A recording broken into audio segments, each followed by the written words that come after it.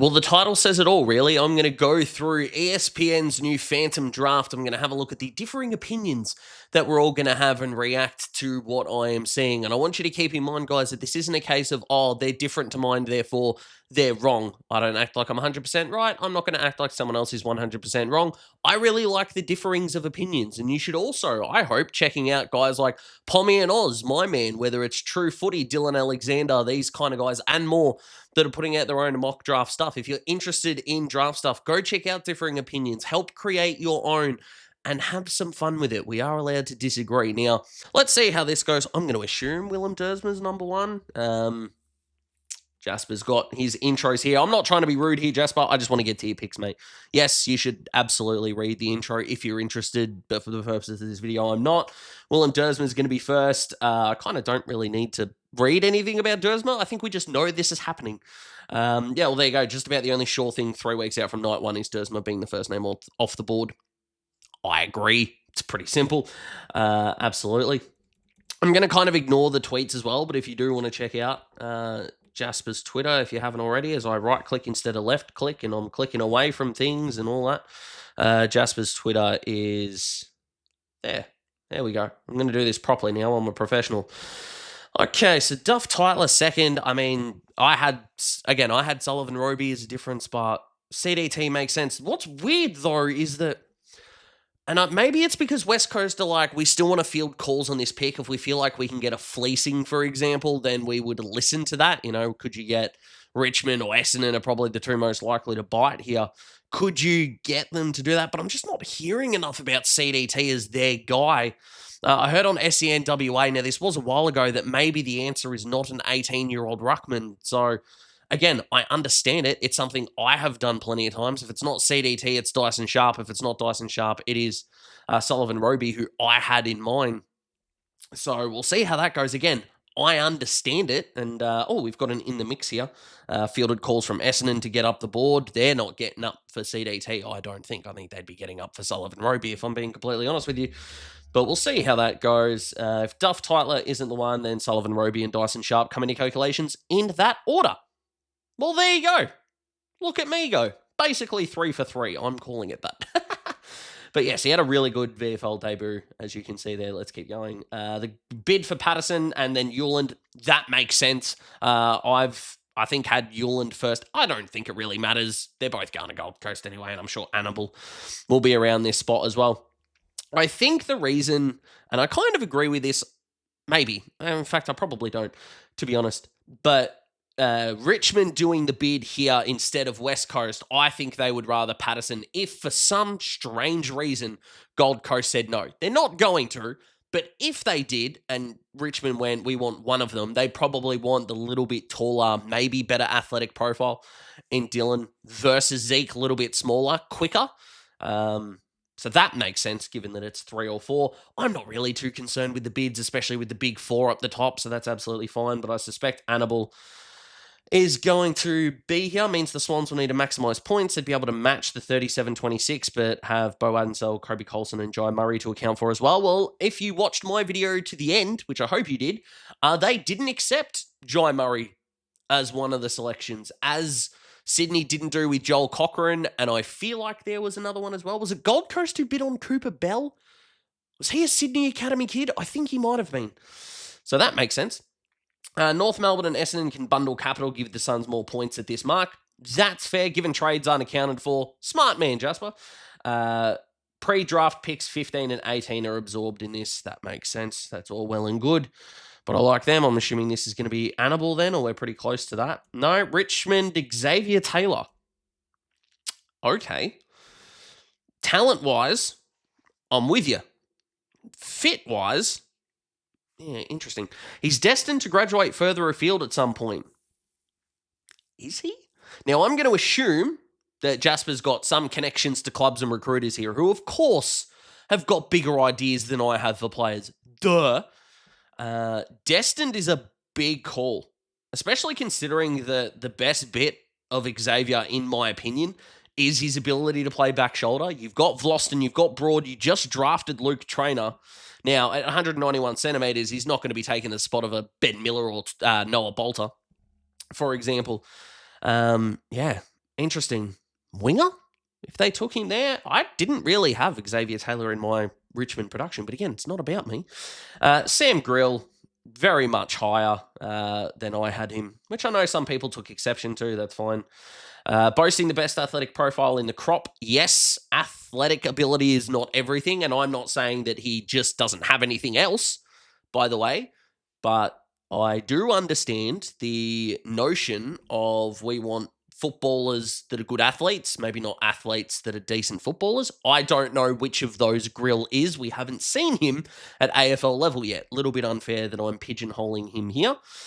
Which gives teams more confidence that he can become a starring inside mid. Inside mid. For that level of speed, give me one pure inside ball-winning midfielder who's quick. Exactly. Because it ain't Dawson, it ain't Dunkley, it ain't Cripps, it's not Ned Long, obviously. Now, you can have guys that can win contested balls, Zach Butters, etc., etc. You call Zach Butters an inside mid, I strongly disagree with you. Again, as an example, they're just not like that. They're just not that quick.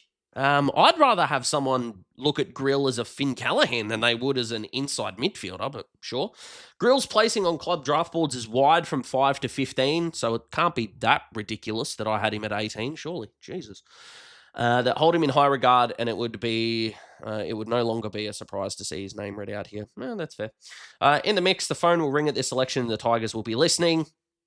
Kind of like what I said, huh? Melbourne is as active as any team and could offer up an enticing package to land either Duff Tyler. Oh, for dear loving Christ. Melbourne, if he's there somehow, don't trade up for him. Why? Why would you? No. I know you drafted Luke Jackson. In fact, I can understand why they did this. We drafted Luke Jackson. That worked out. Okay. It did, but doing something great once doesn't mean it's going to work out great every time. And it's not Duff Tyler's fault, by the way. He very much could be one of the better ruckmen in the competition. I'm just going to go off history here and tell you that since 1995, only 2 ruckmen have been All-Australian and won the flag in the same year. Corey McKernan and Max Gawn. Now, if he's going to be as good as Max Gawn, yes, draft him here. Other than that, you don't necessarily need a top-flight ruckman in the competition. You really don't. Look around. Look at how other clubs, especially premiership teams, have gotten their ruckman and go from there. That's just where I stand on this. Could be the early slider if the Eagles don't snap him up, with Richmond putting more work into other prospects to date. That's interesting. Okay. If they did go Sullivan Roby, would Tyler end up at the Bombers? Maybe. Jeepers. That's worth thinking about. Bid. Hang on a second. Did I miss Daniel Annabelle's bid? Has he not been bid on yet? I don't want to scroll up. Actually, let's just keep going. The Harry Dean bid, it's going to come. I think I had it at 9, but again, doesn't really matter. But all the tools and intercepting defender. Yep. We know all of these things. West Coast is rumoured to be plotting a surprise bid on Dean at pick 2, which would be a setback for Carlton's plans with pick 9 at 11. I mean, it would. A bid at 2 means their residual selection would land at 36. But a bid here at 7 means they get back pick 20, which is slotted into this Phantom. Nice. They can still use later picks. That rule is next year. If Nick Austin can land an extra first next year to aid their pursuit of Cody Walker and match an early bid on Dean, the club's next generation looks exciting. I agree, but an active Graham Wright could be eyeing a home run this year. I also agree. That's what makes this kind of fun. Carlton, outside of the big sort of 3 at the top, in my eyes, are the most fun team to be monitoring in this draft. They really are. And if I'm a Carlton fan, I am cautiously excited. Graham Wright has the track record to get it done. Sullivan Roby ending up at the Bombers would be so good. He fits everything that they could want. Everything that they wanted, I think, Jake Stringer to be in terms of rolling through that midfield tick. He's taller than Cam Rayner, but that kind of role. Bailey Humphrey, that kind of guy, would absolutely slot into Essendon absolutely perfectly. Has elevated his standing in club interviews. Some of those are very weird. But that's cool. You always love to see, hopefully, a good kid. It looks like he is. A lack of national championship or VFL exposure won't stop this bolter from landing in the top 10. VFL exposure is overrated. It really is. For a couple of reasons. One, now again, if you're a nightmare at VFL level, that can be a bit of a red flag. But also, have you seen how many guys dominate VFL footy that don't translate to AFL footy? So just because someone's had the greatest intro into VFL footy doesn't mean they're going to be a superstar. As a Hawthorn fan, I know this to be a fact. Tyler Sonzi played really well in a Box Hill game or two, and Hawthorn fans were telling me we should have taken him before we took Cam McKenzie. And look, we don't know what Cam's going to be yet, but we also then took Connor McDonald. Well, it's in that draft, but we took McDonald and Butler while Sonzi was still on the board. So it's not necessarily the be-all and end-all, but Roby to the Bombers would be elite. We agree. Again, Sam coming to Essendon makes all the more sense. That's interesting that you went both hybrids there. I mean, you're trusting the fact that Sardis is still on the list and you've still got, obviously, Merritt, so that makes sense. You've got Merritt, Caldwell, Durham that can roll through there. Will Setterfield, Jesus. Will Setterfield re-sign? We'll see. Yeah, that's interesting. I like it. It gives them a bit more of a dynamic makeup, I suppose. But, yeah, interesting. Damaging half forward for South Australia. He was an accumulating midfielder in the Sandful under-18s, and then Wowd recruiters stepping up to Sandful level for Sam Mays' North Adelaide. Sam Mays is the coach of North Adelaide. Hell yeah. In the mix, this is approaching the limits of Dyson Sharp's slide. I know that there are some people out there that are thinking to themselves, is that why they got rid of Ben Hobbs to go get an actual inside mid that they can play as an inside midfielder? I'm not particularly sure. I still think Jai Caldwell is your best go as an inside mid. I really do. But we'll see how that goes. Local product, CDT, would be near on impossible to pass up. I agree. While the smoky amongst the more publicised prospects is WA's Jacob Farrow, I agree wholeheartedly. Good ball users. I think I mocked Farrow to the Bombers. Was it to the Bombers? Might have been to my Hawks. Not too long ago, like the October one. October? Didn't I just do October? What's before October? September. Duh. Is where I had him. So that kind of makes sense. I like it. Farrow would be an awesome fit. 2 high half forwards that can rotate through the middle is interesting. Because how will Cumming translate as an accumulating midfielder? Is that going to be the best use of his talent given how good he is forward of the ball? He's not only a score involvement player, but an impact player. Are your big score involvement players going to be your inside mids? I'm not sure. Are you kind of robbing Peter to pay Paul there? And if you are in that case, and you do take Roby first, I mean, best talent available, I'm probably with you that it is in this scenario, Cumming or Dyson Sharp. Ooh, that's real. I honestly think if they went in this scenario, if they went Sullivan Roby first, I think I'd be taking Jacob Farrow next. I really would, with everyone available. 3 goals from 21 touches in his sample game. That works. Dan Annable getting bid on at 10 kind of reminds me of the Philadelphia Eagles getting Jahad Campbell at pick 32. You can't keep letting successful teams dictate their way. Again, this isn't Jasper's fault, by the way. Like, no, don't let him get to 10. What are you doing? What if Brisbane say no? A, they won't, and B, you will get who I think is the best midfielder in this draft. What's wrong with that? Don't see a lot of downside to that. Make them pay. Moving on. Melbourne take Dyson Sharp. I mean, you're learning around Jack Viney and Jack Steele. There are plenty of worse people to learn from, by the way. Sharp isn't a glamorous pick. I agree with that, but he's kind of one of yours. Do you take the footballer before the athletic ability or the athletic ability before the footballer? He is definitely the former of that group. First possession beast he is. He's physical, he's tough, all of those things are true. Let's keep scrolling down. His character assessments are flawless. Awesome. Love hearing that. And while his athletic tools are lacking, again, proving my point, he remains as likely to win a Brownlow as anyone in his draft class. All right. Sure. The Bont hasn't won one. Nick Dacos hasn't won one yet. Dyson Sharp will is a hell of a phrase. Okay, not will. As likely as anyone in his draft class. I mean, that keeps it a lot more broad. I'll give him credit for that. Let's scroll down. Where did I have Sharp? 13? And he ends up at 11 here? Okay, so maybe me and Jasper are both nuts. Well, Jasper and I. Doverston to Melbourne. Couldn't agree more. We agree on this wholeheartedly. Best player in his position. Fulfills a positional need. Correct. Doveston's confidence and defensive application. So he's a great tackler and he loves celebrating. I cannot wait for Twitter to hate this kid as I roll my eyes profusely. But we agree. We agree. Sharp's fall could be Melbourne's gain. We talked about that before, but if he snapped up one of Grill, Cumming, or Jacob Farrow suits as a longer-term midfield mix, I don't think Melbourne would play Farrow as a midfielder. I really don't. Despite sorely lacking quality key forwards, the Ds have invested a host of list spots on developing tools and will bring in Kalani White as well. Fair enough. Aiden Schubert and Mitch Marsh deserve consideration. I have talked about them as potentials to Melbourne before, but I think I am more of the agreeance the other way. Ollie Greaves and, my man Josh Lindsay are other prospects placed around this mark. Ooh, Farrow or Lindsay? Wow, that would be an interesting question for the Ds. Jeepers. I think it's Lindsay. I love them both. I really do. The Hawks take Ollie Greaves. We agree here. A whisker away from being added to the Hawks NGA program last year. Is it a conspiracy? No, it's just bullshit. The big-bodied mid has enjoyed his stellar season. Yep, we know all those sorts of things. He lacks pace and hasn't used his height to advantage in marking contests. He kicked 4 in a final.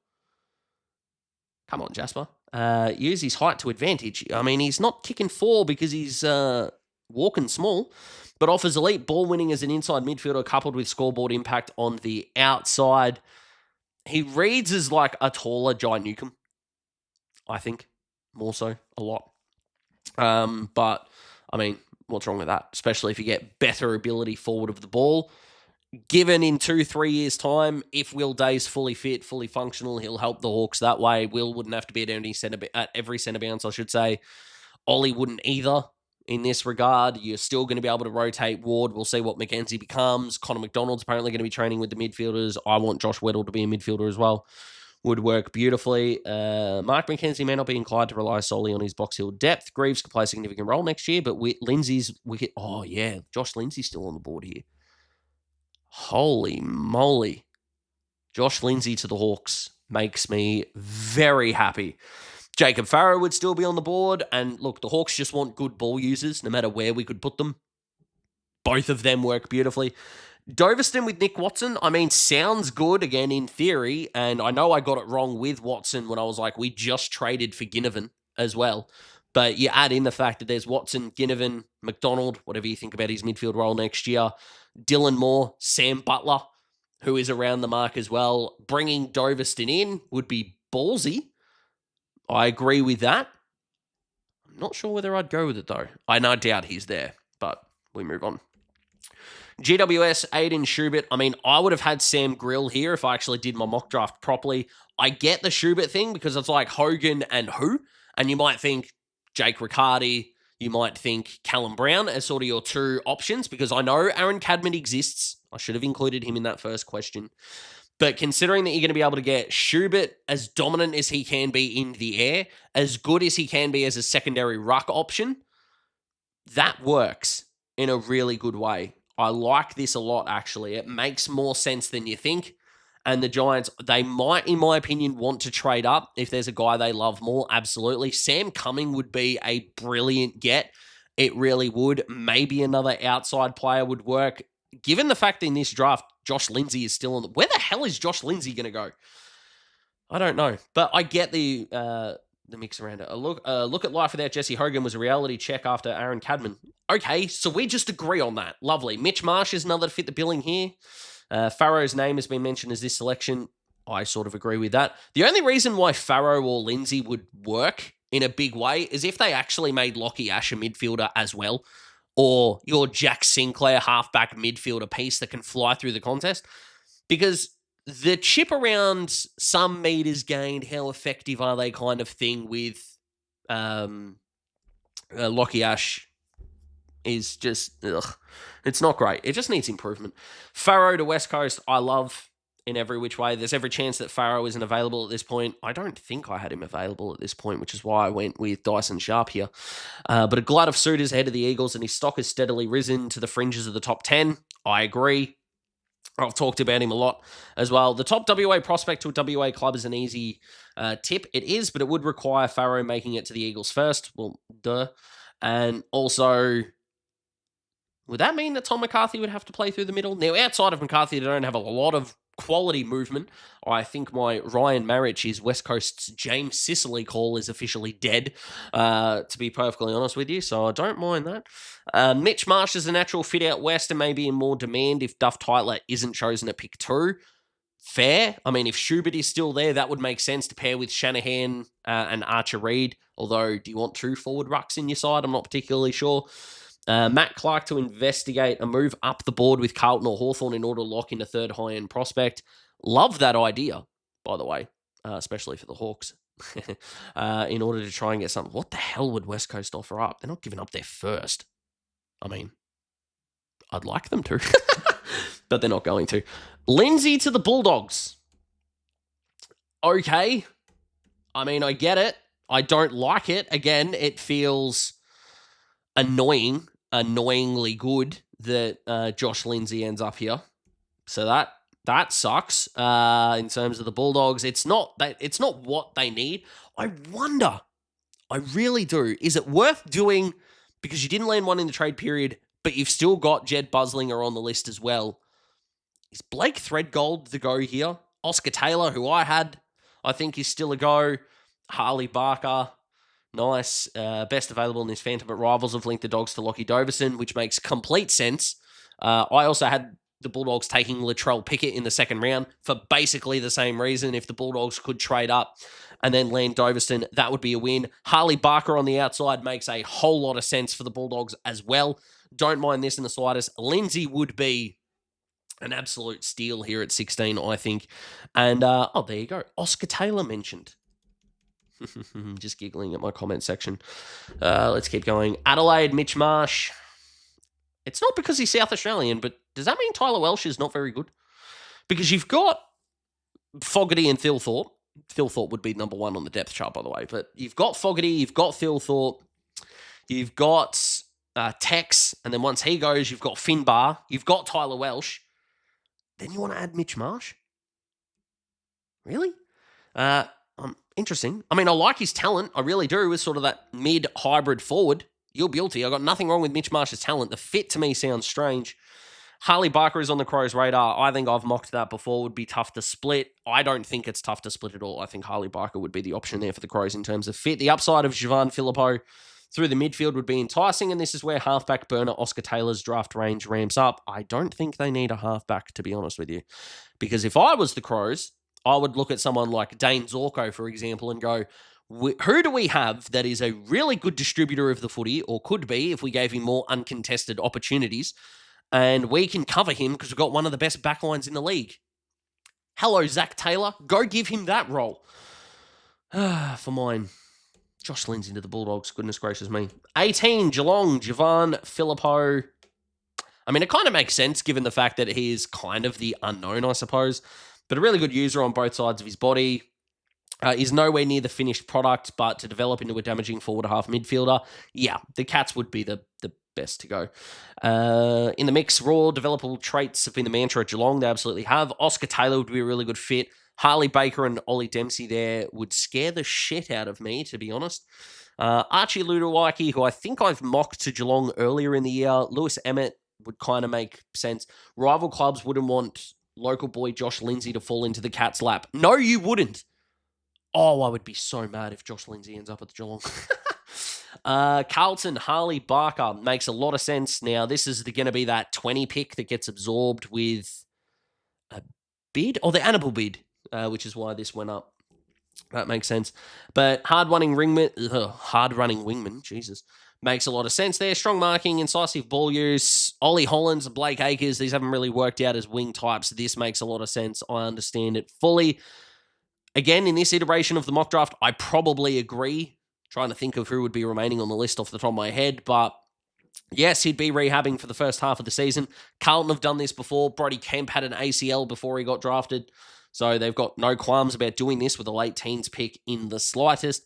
Barker makes a lot of sense. I like it. I don't think I would be going with a Ludowiecki or a Lewis Emmett in this spot. But that's just me. If Mitch Marsh was still there, interesting. But then again, would you take Marsh because you've got Jack Ison coming? I'm not sure. This is where Carlton's residual points. Yep. Precarious spot given the interest in Jack Ison. That makes sense. Let's just scroll down because I feel like a lot of players are getting talked about the same. The bid for Max King, I think I had the bid coming in at 19. Cool. Let's move on. Oh, let's go back up here. Zach McCarthy gets bid on at 21. McCarthy's suitors would be a mile long if he wasn't tied to the Pies. Fair. Think it's more of a positional thing at this point. The mobile tall has thrived in the ruck, but will begin his career as a tall at either end of the ground. Ooh. Could Collingwood develop him into a key defender? Go get Ben King next year?